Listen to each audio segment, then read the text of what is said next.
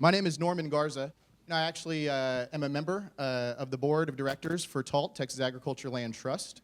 I live here in Austin, Texas. I'm from a small town south of San Antonio called Pleasanton, if any of you have gone whitetail deer hunting or even some good quail and dove hunting down over there. And I work for the Texas A&M University System Government Relations Office here in Austin. So I go back and forth between College Station. Thus my howdy to begin with. And I have the privilege of kicking off the summit, giving you a quick couple of facts, introducing our keynote speaker, and then I'll come back up, also introduce a couple of the other speakers that are coming up after Miriam. But to begin with, the mission of TALT, for those of you all who might not yet already be familiar, is to conserve the heritage of Texas, including particularly agriculture land, native wildlife habitat, and the natural resources that enable the state and our citizens, all of us here, to sustain that agriculture opportunity. This kicks off our 10th anniversary for TALT as an organization that was founded by statewide landowner organizations, particularly interested in agriculture production, as well as wildlife habitat, restoration, and conservation, as well as private property rights in general. So many of you all probably are familiar with some of those and or also members of them.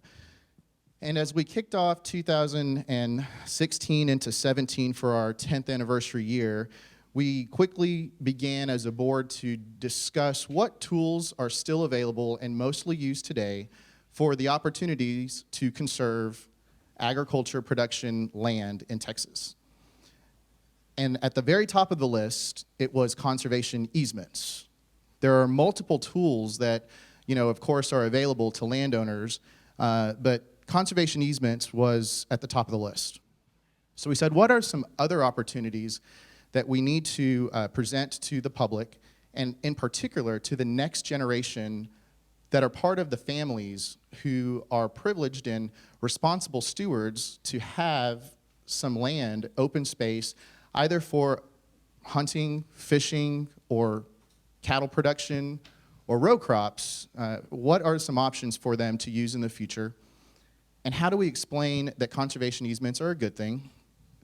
But how do we talk to that next generation and help them to have the conversations with their parents and grandparents? And that's the purpose of this summit. So thank you all for being here. No matter where you fall in that food chain on the family tree, I'm hoping that you'll take away the conversation from today and help others to understand how to have that conversation, whether it's within your own family or other folks that you know, friends, coworkers, et cetera, or neighbors. Before I get too far and away from my notes, I need to acknowledge the committee members who are here today that helped put this event together, including two of our TALT board members, my fellow board members, Caroline Dobson. She should get a round of applause, right? Jesse Womack, also in the back. You may or may not need a clap for him. We also have Ashley House and Faye Fitzsimmons, who helped very much to put this together, as well as our sponsors that I'll quickly go over. I think there's probably some stuff on your tables and or on the screen. There you go. Premier sponsor Jefferson Bank. Land Trend sponsor Lone Star Ag Credit. We have Ashley House and Tyler Rosser here today.